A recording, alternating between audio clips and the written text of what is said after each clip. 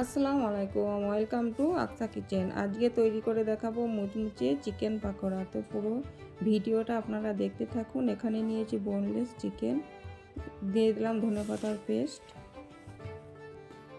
এখানে পেঁয়াজের পেস্ট দিয়েছি একটা, আদা রসুন পেস্ট, স্বাদ মতো লবণ দিয়ে দিচ্ছি, হলুদের গুঁড়ো দিয়ে দিচ্ছি, কাশ্মীরি লঙ্কা গুঁড়ো দিয়ে দেবো, একটু বেশি করে দেব কালারের জন্য, পাতিলেবুর রস। এবারে এটাকে মাখিয়ে নিচ্ছি। এখানে দই দিয়ে দিলাম। এভাবে এটাকে ভালো করে মাখিয়ে নিয়ে কিছুক্ষণের জন্য ঢাকনা দিয়ে ঢেকে রেখে দেব। এবারে দেখুন এইরকম হয়েছে। একটা ডিম দিয়ে দিচ্ছি এখানে দিয়ে দিলাম চালের গুঁড়ো 2 চামচ, বেসন দিয়ে দিচ্ছি 3 চামচ। এবারে এটাকে খুব ভালো করে মাখিয়ে নিচ্ছি। আমি এটাকে একটা চামচের সাহায্যে মেখে নিচ্ছি ভালো করে।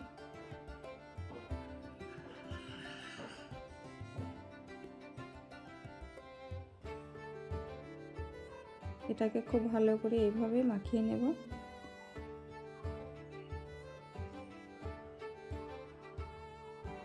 দেখুন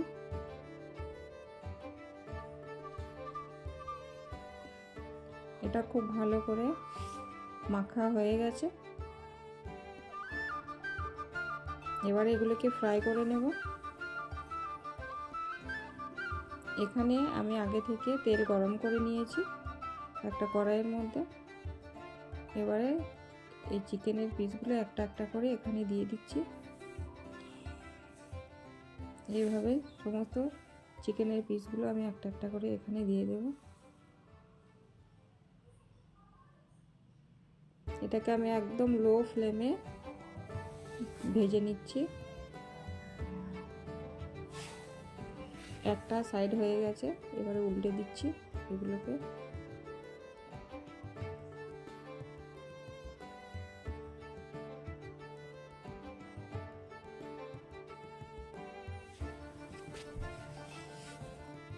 দেখুন একদম লাল লাল করে আমি এগুলোকে ভেজে নিয়েছি। এবারে একটা পাত্রে তুলে নিচ্ছি।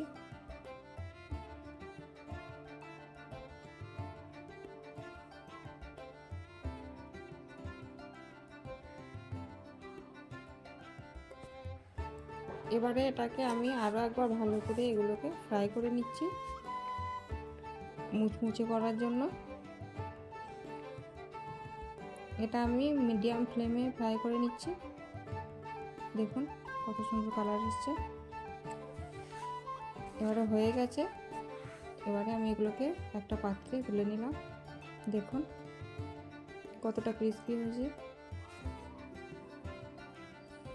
আপনারাও খুব সহজে এইভাবে বাড়িতে তৈরি করে নিতে পারেন চিকেন পাকোড়া। আমার এই চিকেন পাকোড়াটি যদি আপনাদের ভালো লাগে তাহলে প্লিজ চ্যানেলটিকে সাবস্ক্রাইব করে পাশে থাকবেন। বন্ধুদের মাঝে বেশি বেশি শেয়ার করবেন, লাইক করবেন, কমেন্ট করবেন। ভালো থাকবেন, সুস্থ থাকবেন। আল্লাহ হাফেজ।